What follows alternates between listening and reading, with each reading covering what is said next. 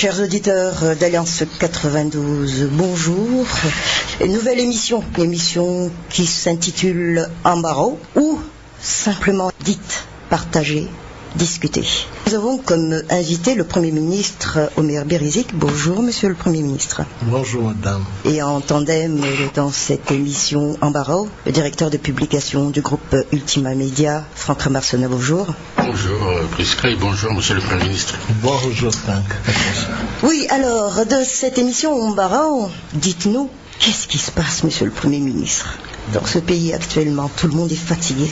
Eh bien écoutez, d'abord permettez-moi de saluer aussi les auditeurs de cette émission Embarras.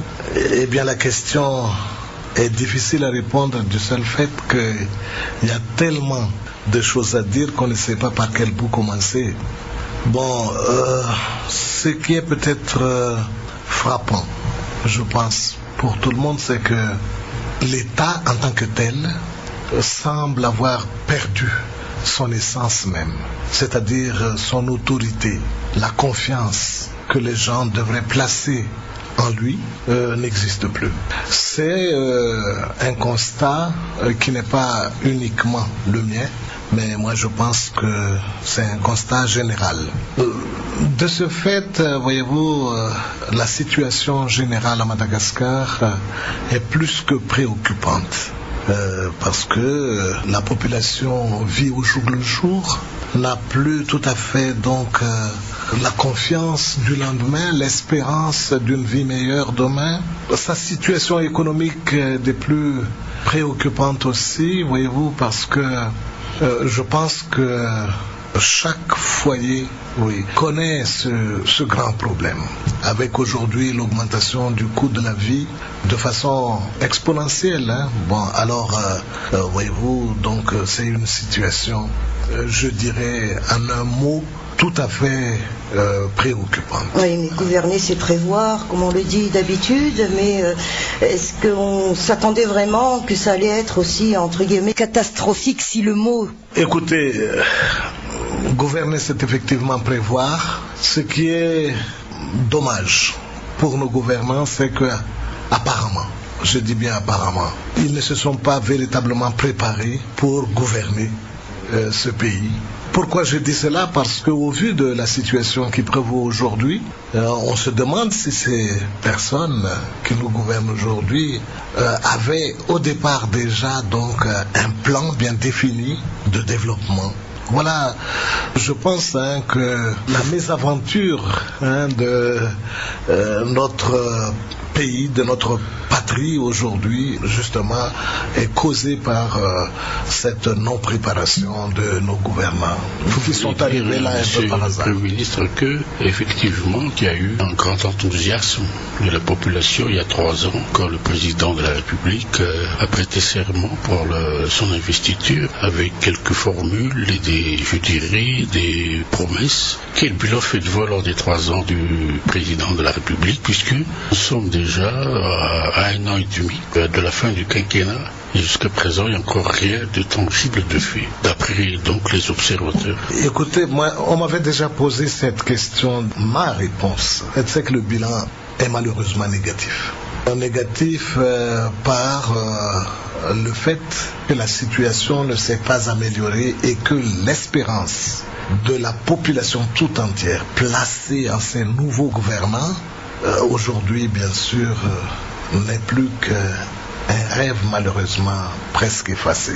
C'est très dommage parce que on a fait des efforts importants, je le dis en connaissance de cause, pour pouvoir sortir ce pays du marasme de la crise politique de 2009 et qui a perduré pendant 5 années. Et pour cela, bien évidemment, toutes les personnes espéraient, même la communauté internationale également, que les promesses faites par le président de la République lors de son investiture allaient se concrétiser le plus rapidement possible. De toute façon, il avait donné des délais. Malheureusement, aujourd'hui, je suis désolé de le dire, mais pratiquement aucune des promesses n'a trouvé de réalisation véritablement. Aucune concrétisation de ces promesses. Oui, mais il y a aussi, à travers justement de ce passage d'espoir, et l'espoir est sans doute encore là pour certains citoyens, oui, mais il y a aussi un constat quand même, c'est qu'en même temps, on ne sait pas où on va, mais on perd davantage de valeurs. La valeur même du pays, la valeur culturelle, tout ça, est-ce que ça a un impact tant au niveau économique que politique, que social? Oui, tout à fait. Voyez-vous, gouverner, c'est non seulement prévoir, mais c'est aussi prendre de très grandes décisions pour justement gérer le quotidien d'abord et puis ensuite voir dans quelle mesure donc un pays peut se redresser de sa crise, d'autant plus qu'il s'agissait à l'époque d'un pays qui sortait de crise. Madagascar a connu les marasmes pas seulement en 2009, pas seulement aujourd'hui, mais des années auparavant aussi. Donc les valeurs traditionnelles se sont détériorées dans le temps. Les valeurs culturelles, les valeurs morales, le fiavan, par exemple, le respect de la hiérarchie de l'âge. Beaucoup de nos valeurs, de notre patrimoine culturel s'en est trouvé bien sûr détérioré avec le temps. Pourquoi? Parce que justement nos gouvernants n'ont pas su véritablement prendre les choses en main. Et c'était une surprise pour eux aussi d'être là. Peut-être pour ceux d'aujourd'hui. Et puis ensuite, moi, entre nous, je trouve que c'est vraiment malséant, pas bien du tout, c'est irresponsable même de dire c'est la faute de ceux qui étaient avant. Quand vous prenez une responsabilité, vous vous engagez. Vous vous engagez à améliorer, vous engagez à apporter votre savoir, votre savoir-faire pour justement redresser tous les aspects de la vie. Mais pas uniquement, bien sûr, alors si nous vivons comme cela aujourd'hui, c'est que ceux qui étaient avant n'ont pas pris les bonnes décisions. Et ça, c'est mauvais. Donc, c'est aux gouvernants de prendre ces décisions. Autre chose encore, il y a eu des engagements, comme a dit donc M. Franck tout à l'heure, des engagements qui ont été pris, dits, prononcés, clamés, haut et fort. Et puis ensuite, des engagements qui n'ont jamais été respectés. Enfin, tout au moins jusqu'à maintenant. 3 années quand même, c'est long pour un pays qui sort de crise. Voilà donc ce que je peux dire à propos de nos valeurs, mais qui se perdent malheureusement.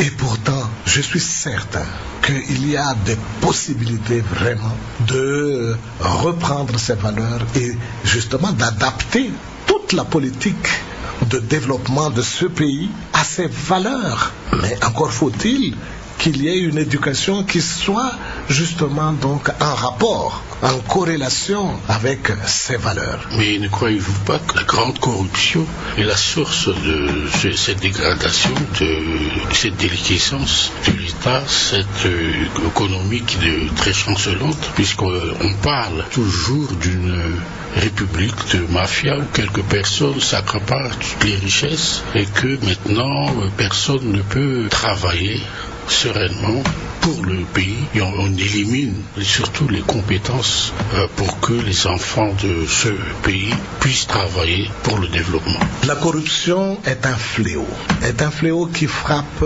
plusieurs pays dans le monde, particulièrement les pays africains. Mais pour nous à Madagascar, nous sommes les premiers maintenant. Voilà, c'est devenu mode de vie. Voilà, on est courant, un mode de vie des gouvernants, de tout le monde pratiquement.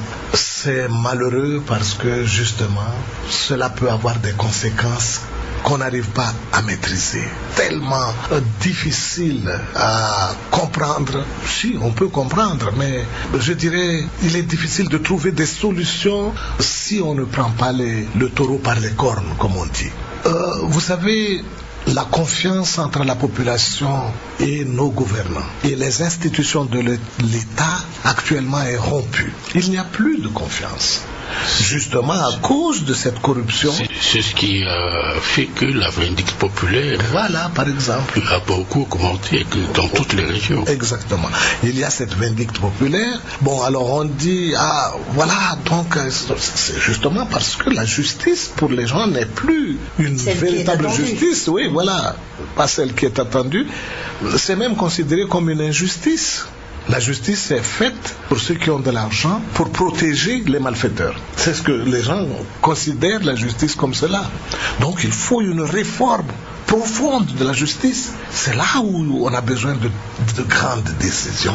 Mais dites-moi, monsieur le Premier ministre, quand on dit réforme de la justice, n'est-ce pas aussi l'arme quand même des gouvernants, la justice? Oui, bon, écoutez, moi je suis pour l'indépendance de la justice, avec bien sûr des garde-fous. Il faut mettre des organes qui puissent bien sûr arriver à punir ceux qui osent franchir ces garde-fous dont on parle. Moi, je suis certain qu'il y a des possibilités. Mais vous savez, la corruption commence à la source.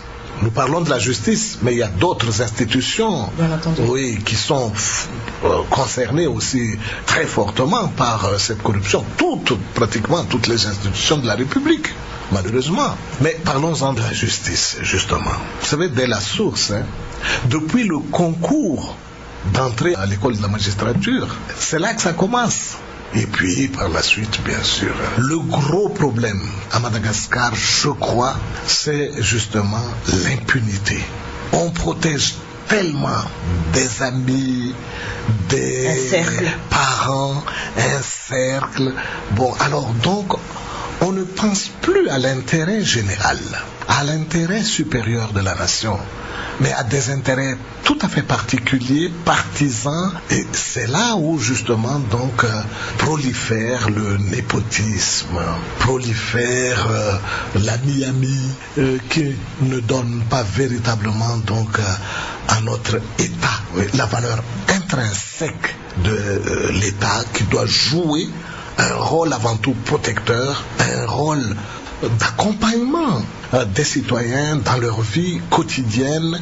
Et puis ensuite, je dirais, il faut aussi on parlait un peu du secteur privé, que l'État soit là pour accompagner le secteur privé, pour contrôler aussi, mais pour encourager également. Mais comment voulez-vous, lorsque l'État n'est pas capable de garantir la sécurité du secteur privé, n'est pas capable de garantir la vie même, le développement du secteur privé, alors les gens hésitent à venir investir à Madagascar de par ce fait. Ils viennent ici, même les pays qui ont des accords de protection des investissements chez nous, ces pays-là ne viennent plus investir ici parce qu'ils ont peur de perdre leur capital. Ils ne seront pas protégés. Pensez aux affaires Kurz, PGM de Majunga et tout cela. Quand je dis l'État, c'est parce que l'État s'insère dans les affaires. Oui, voilà, dans les affaires privées, en déclenchant le PIL, par exemple, le pourvoi dans l'intérêt de la loi. Et ça, c'est très mauvais. C'est très mauvais. Moi, je crois que il faut vraiment revoir la manière de faire, la manière de gouverner. Et puis, il y a autre chose, permettez-moi vraiment de le dire, parce que nous y sommes, je crois, c'est que nos gouvernants, l'État semble se réfugier dans sa tour d'ivoire, ne donne aucune information véritable aux gens, il n'y a aucune transparence. Et aujourd'hui, lorsque il y a des investisseurs chinois particulièrement qui viennent dans des endroits, dans des régions où ils viennent exploiter, je sais pas, des mines et tout ça, peut-être avec des autorisations tout à fait officielles, tout à fait réglementaires, mais inconnues de la population. Donc, il n'y a pas du tout de consultation, de concertation avec la population. Donc, là, encore une fois, voilà, la valeur. Oui. Notre valeur est ainsi donc bafouée, est ainsi reléguée. Il n'y a plus le sens du dialogue. Malheureusement. Et tout le monde appelle à ce dialogue. Tous les gens qui nous visitent, pensez au cardinal Paolin qui est passé ici, le secrétaire d'État du Vatican. Il a appelé à ce dialogue. Beaucoup de gens, le dernier passage de M. Chissano ici, également, il avait parlé de dialogue. Mais ça, non, ça n'existe pas. Ouais. Il y a trop d'arrogance. Justement, monsieur le Premier ministre, quand vous parlez de M. Chissano, la représentante de l'Union africaine demande à ce que l'on respecte la feuille de route. C'était votre discours. Quand on dit, moi, mon patron, c'est la feuille de route, où est-ce que l'on est exactement? Puisqu'il y a un coup d'inachevé, il y a encore ceux qui ne sont pas satisfaits sur l'accomplissement de cette feuille de route. Où est-ce que l'on est exactement? Effectivement, c'est une question qui revient très souvent.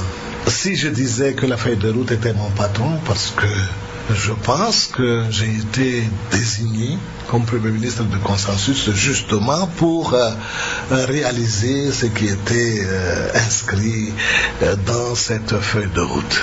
Bon, c'est vrai qu'on n'est pas arrivé à accomplir véritablement tout ce qui était dans la feuille de route. Il y a des aspects qui n'ont pas trouvé véritablement de réalisation satisfaisante pour tout le monde.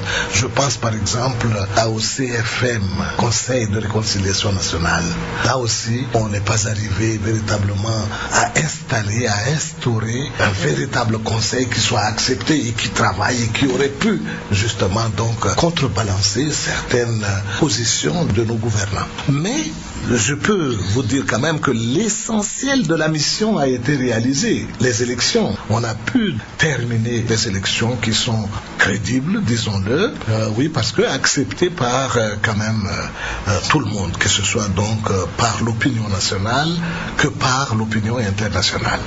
Plus peut-être par l'opinion internationale? Il y a aussi Marc Ravalman qui revendique sur certains points jusqu'à maintenant. Oui, justement, oui, peut-être par l'opinion internationale surtout, mais moi je crois qu'au niveau national même, les gens ont accepté. Parce qu'ils avaient marre de cette crise. Voilà, de cette crise, donc il fallait sortir de la crise, et moi je crois que malgré tout, les efforts qui ont été consentis justement pour réaliser ces élections, concomitamment avec l'aide de la communauté internationale et la volonté manifeste du gouvernement que j'ai eu l'honneur de diriger, a abouti quand même donc à ces élections, à la sortie des crises, malgré tout. C'est ce qui est arrivé par après, qui justement pose beaucoup de problèmes, des interrogations. Je pense que l'État devrait revoir vraiment sa feuille de route à lui. 3 ans et demi après. Justement, il n'est jamais trop tard pour bien faire. Oui. Cette loi sur la réconciliation, puisque c'était donc dans les articles de la feuille de route, est-ce que ça vous convient quand on met le président de la République qui désigne donc des membres à l'intérieur de ce conseil? Mais c'est ça qui nous donne beaucoup de fil à retordre dans ce pays. Lorsque le chef de l'État devient juge et parti dans tous les domaines. Oui, alors, même au niveau des forces de l'ordre. Des forces de l'ordre. Bon, alors à ce moment-là, voyez-vous, donc il n'y a pas de contre-pouvoir véritablement. Et on a une sorte de pensée unique d'un groupe monolithique sans pour autant, bien sûr, avancer des solutions pérennes, des solutions véritablement acceptables pour tout le monde.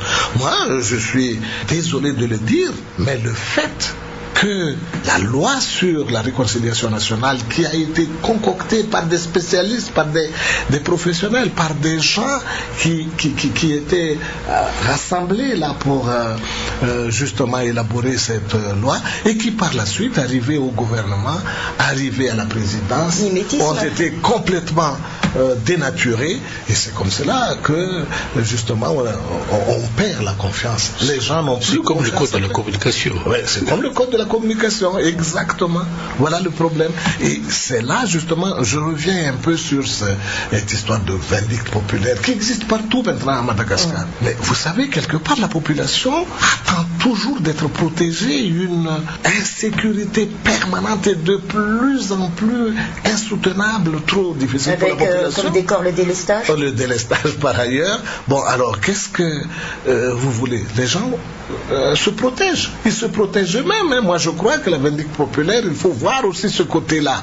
Pas seulement le côté le côté illégal et tout ça, mais donc nos gouvernants doivent se regarder dans le miroir pour savoir, pour voir exactement comment faire. Mais les observateurs disent que ce sont les gouvernants même dans certaines régions qui dressent la population l'une contre l'autre. Concernant donc le problème de la vindicte populaire, parce que ne craignons pas une guerre civile si ça continue, si on ne prend pas des mesures, je dirais, draconiennes. Oui, écoutez, il y a parfois des conflits internes entre élus. Et élus. Entre élus. Et élus. Et élus, oui. Souvent. Oui, c'est ça. Et c'est ça qui peut provoquer effectivement donc des troubles qui opposent deux groupes de population. C'est ce qui s'est passé il n'y a pas si longtemps que ça, la semaine dernière, je crois, à Mahab. Oui, à Mahab. Alors,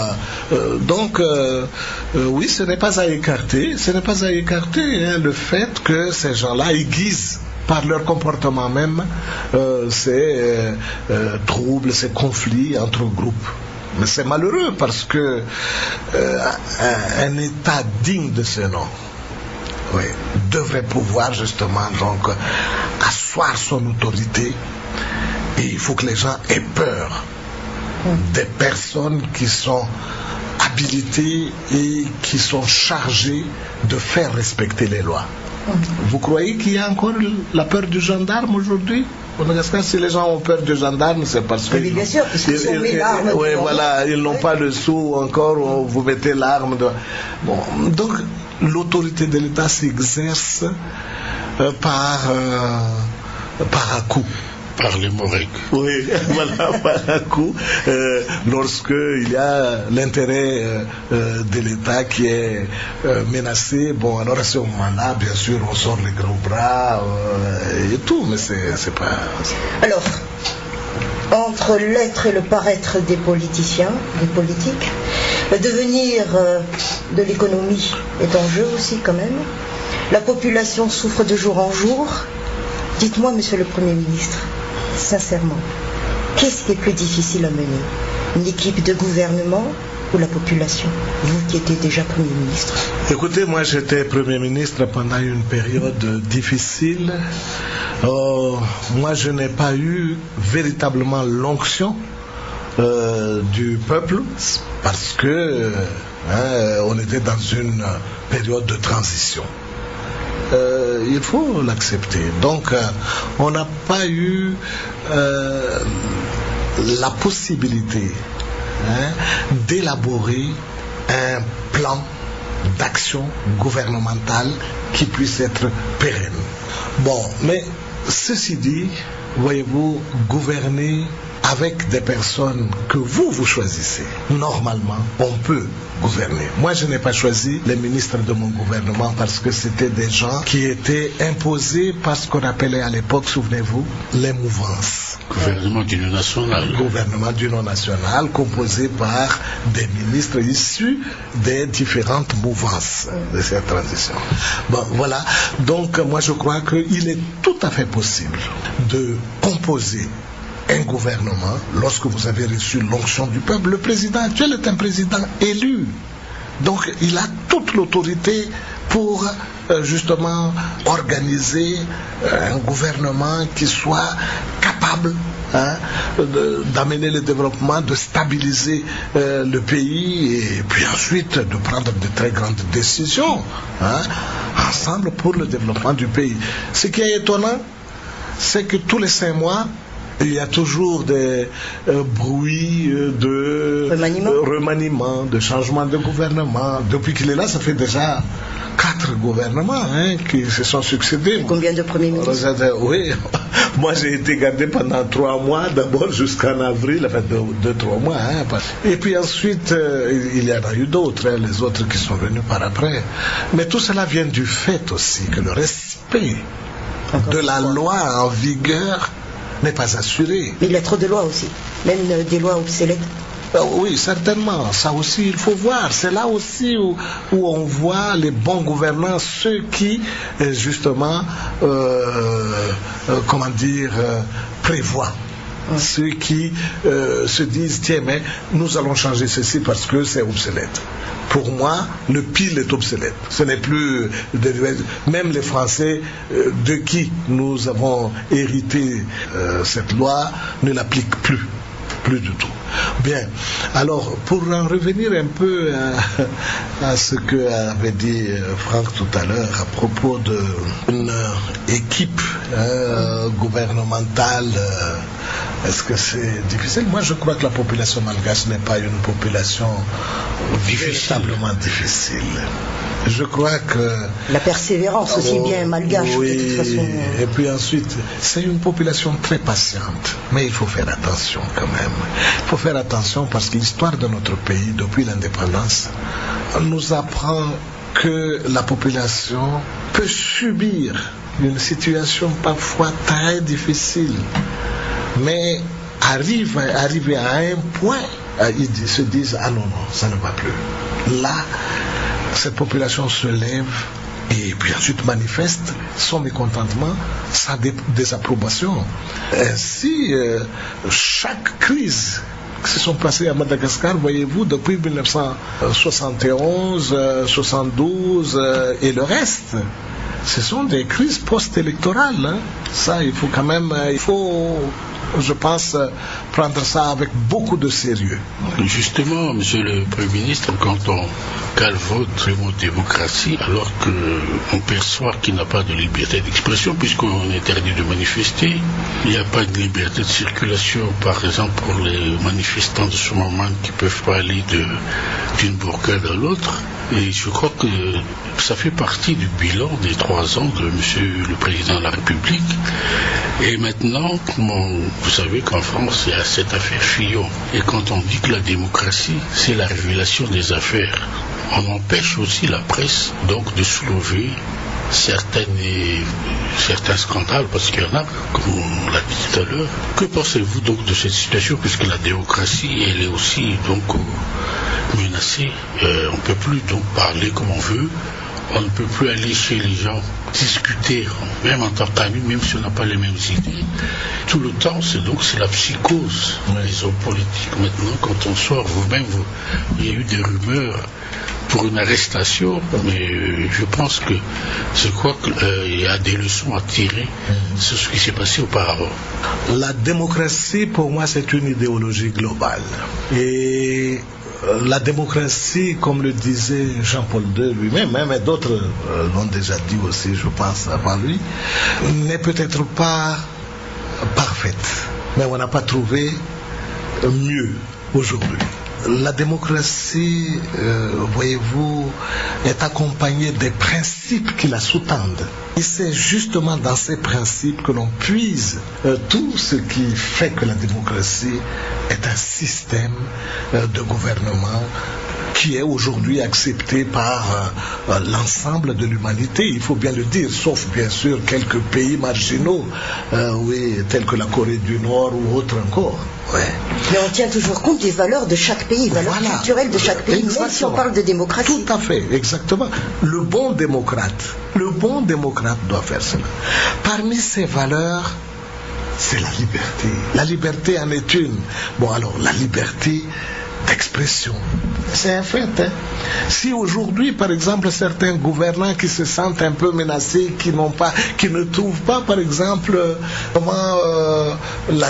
pour eux-mêmes, leur liberté à eux, de faire ce qu'ils veulent, bon, alors, on accuse la presse, on accuse les médias. ce n'est pas seulement Fillon qui accuse les médias d'avoir fait excessivement état de cette histoire scabreuse qui a été cachée, mais d'autres aussi. Regardez Trump par exemple, mais notre président aussi a accusé la presse bien sûr de tout cela. Mais bon, moi je pense qu'il vaut mieux, pour la transparence, pour le respect de la population qui vous ont donné le pouvoir, ou prêté plus exactement le pouvoir, de l'informer à partir des médias. Et le respect des médias, mais vous savez, c'est une force extraordinaire, les médias. Oui, je pense qu'il faut tenir compte quand même de cette force. La pluralité d'idées. Et oui, la pluralité d'idées, mais c'est un instrument d'éducation, d'information, mais aussi un instrument de pouvoir si on sait véritablement comment l'utiliser. Mais il faut l'utiliser à bon escient, il faut l'utiliser comme il faut, et il ne faut pas qu'il y ait des dérives vers un État autoritaire qu'on n'arrive plus après à véritablement maîtriser. Donc moi je pense que la démocratie reste aujourd'hui quand même le système le plus adéquat pour gouverner. Si aujourd'hui M. Trump, après quelques semaines de gouvernement, se trouve confronté à ces soulèvements populaires, manifestations populaires, disons, c'est parce que justement les informations, lui, il se croit tellement tout se permettre, mais jusqu'où va-t-il pouvoir aller, à mon avis? Ça ne sera pas très facile pour lui non plus. Et oui, malheureusement, le temps passe très vite. Ambaro tire à sa fin pour ce jour. C'est la première édition, rappelons-le. Comme invité, le Premier ministre Omer Birizik. Merci encore une fois. L'ancien Premier ministre Omer Birizik. Le titre reste toujours. Mais le titre reste toujours, oui, c'est vrai. Merci d'avoir été là. Au plaisir de se retrouver. Je voudrais vous remercier aussi. Merci à tous les deux. Franck, c'est un ami de longue date. J'étais heureux de pouvoir aujourd'hui de débattre de certaines questions avec lui. Madame Prisca, je vous connais, c'est la première fois. Mais merci de m'avoir invité. J'en suis très honoré. Merci.